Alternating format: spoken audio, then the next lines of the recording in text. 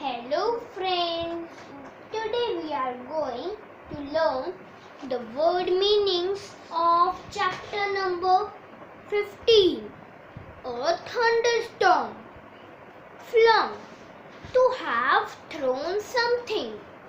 Wagons, a vehicle used for transporting goods or another specific purpose. Claw, a curved pointed horny nail. Fled, to hurry towards a place of security.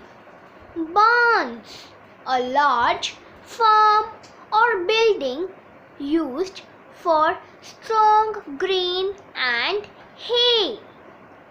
Quartering, the provision of accommodation, especially for troops.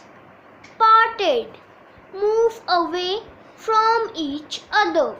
Thank you friends. Bye bye.